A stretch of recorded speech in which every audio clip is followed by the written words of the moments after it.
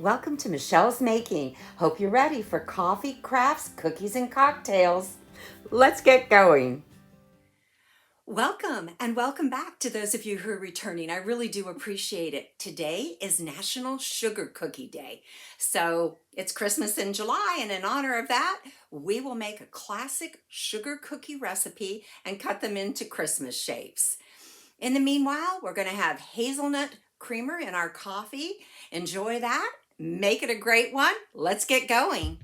In honor of Christmas in July, we're going to make some sugar cookies and decorate them for Christmas. You'll need all-purpose flour, vanilla, baking powder, an egg, and butter. Oh, and granulated sugar. You'll begin by creaming your butter. You want to let this cream fairly well and add your granulated sugar. Well, there we have a dust cloud, giving new meaning to dust bowl. And not what you learned about in history, is it? But you're going to mix that sugar in and cream it well, scraping the bowl frequently. Once it's well creamed, you'll add the egg and the vanilla and continue to cream well. Meanwhile, you can sift your baking powder and all-purpose flour together. And remember, if you don't have a sifter, just put it in a bowl and stir it with a fork until it's nicely distributed.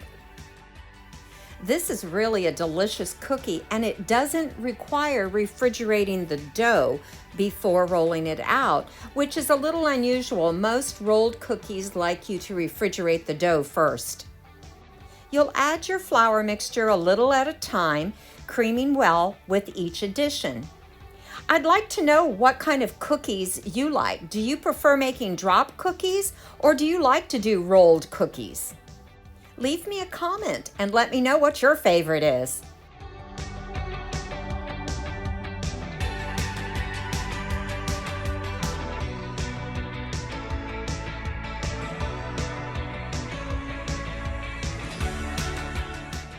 Once your dough is well mixed, prepare your rolling surface by sprinkling flour on the surface and on your rolling pin. Now, with rolled cookies, typically you roll them out, cut some, take your scraps, add fresh dough, roll it again, each time using the scraps for your next batch of rolling.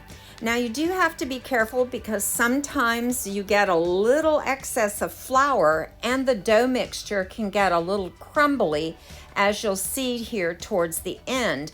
But most of the time, if you just squeeze the dough together firmly with your hands, you can get that to incorporate back into the dough.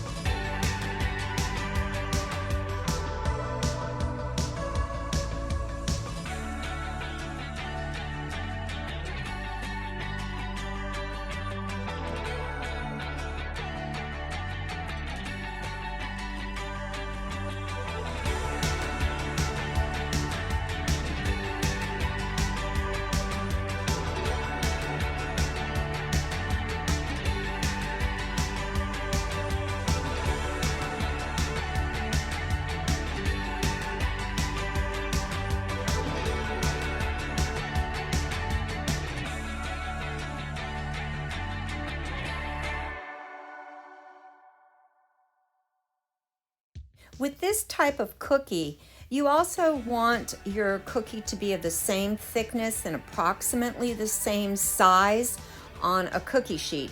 Otherwise, you may end up with smaller cookies being overly baked or the larger cookies being undercooked. So I did all of one shape on this cookie sheet with the Christmas trees, and then I did stars and gingerbread man on the second one. The complete recipe will be in the description box, but you want to keep an eye on them because you don't want them to brown. Just a slight brownness around the edge is fine. For the icing, I'm going to use this Wilton's Prepared Icing Mix. You put it in the microwave to warm it up and it drips pretty easily for doing like a pour over the cookies. Now, I already poured my white frosting out onto the stars and the gingerbread, but then I added green food gel color because I wanted the trees to be green. So as you can see here, this is how I did it. I just poured an excess and then sort of used the stick that I was stirring the food coloring with to smooth it out. It's pretty fluid and it'll flow over easily. I use these pre-made icing bows to decorate the tops of my Christmas trees and as bow ties on my gingerbread men. I used green sugar glitter for the trees and silver glitter for the stars. And there you have our Christmas in July cookies. Our craft today is going to be an Advent calendar, but not just any Advent calendar, a Doggie Advent calendar. I had picked up this wooden Christmas tree at Goodwill for 99 cents some time ago, and I wasn't sure what I was going to do with it. And then this is a half of a box that I used the other half for a different craft. And I decided to put them together and make an Advent calendar. And of course, the Rust-Oleum chalk paint in linen white came in handy, and I decided to give it a good coating. It actually took about 2.5 coats to cover that printing on the, it was the underside of it, but I still wanted it to be finished.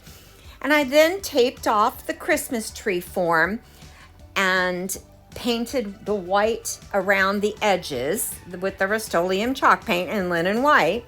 But you can see here how I taped it off.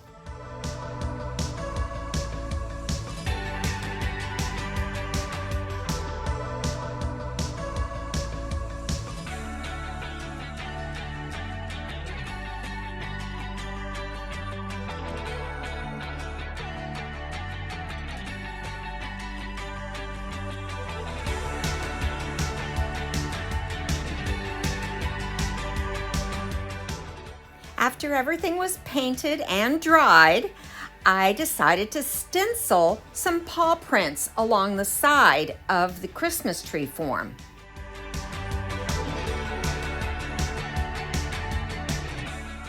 I had a stencil with many shapes on it, and one of the shapes was a paw print.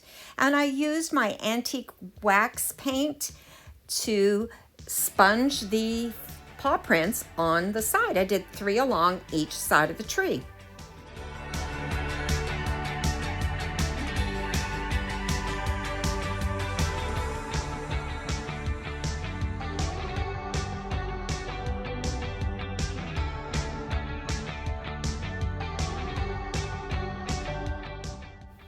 Once it had dried, I took my sanding block and went along the edges of the box and the edges of the tree as well, just to give it a little bit of a distressing so it didn't look so freshly painted.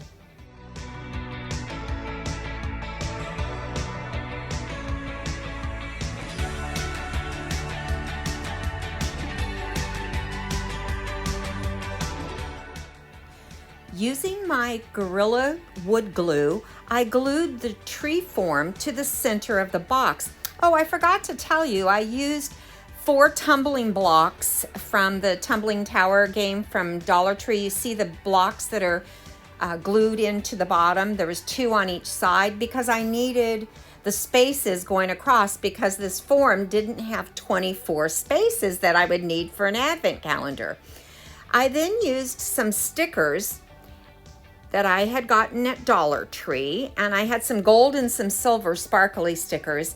As you can see here, the number 23, I started at the top, 24, 23, and worked my way down. I didn't have enough of the number 1, but fortunately, a 7 could be cut off, and it made the perfect number 1, so I used that for my number 11. I was short 2 number 1s, so it worked out perfectly. Actually, it's kind of difficult to see the numbers there, but you can see a few that I'm putting in there. And for some reason, when I did my numbering on the bottom, I started left to right. You can see 1 through 8, and then coming up on the top, I went the other direction from the right to the left, but you know, it still worked. I then decided I wanted to put a back on the back of the tree, so I cut out a piece of really thick cardstock. It's actually more like poster board material, and just glued that to the back. That was just to prevent the treats from falling out if I was moving it around at all.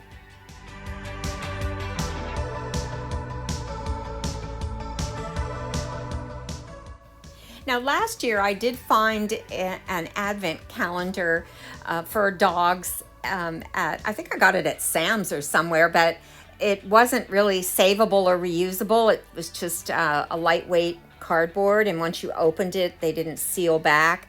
So I decided this was going to be perfect. Now, we have 3 dogs, so I had to work to squeeze some treats in these little boxes, but as you can see here, it works, and the dogs will just have to share.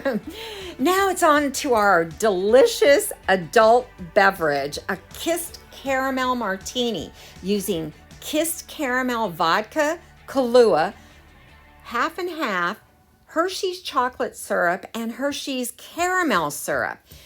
The complete recipe will be in the description box, but you add your liquors and the half and half to the shaker. Don't forget to have your martini glass chilling. And you'll shake, shake, shake. Once your glass is chilled, you're going to swirl the chocolate syrup and the caramel syrup on the glass. And then pour in your martini. This is a delicious dessert cocktail. I can't recommend it enough. I hope you try it along with your Christmas cookies. But there you have our kissed caramel martini. Well, folks, that's it for another week. Thank you so much for joining me. I really do appreciate it. If you haven't already done so, please subscribe, share with your family and friends, give this video a thumbs up, and comment. Let me know what you liked in the videos. I really appreciate it. And also let me know what you'd like to see. I'm happy for the feedback and suggestions. In the meanwhile, don't forget to take time to stop and smell the coffee. Make it a great week, and I'll see you next Friday.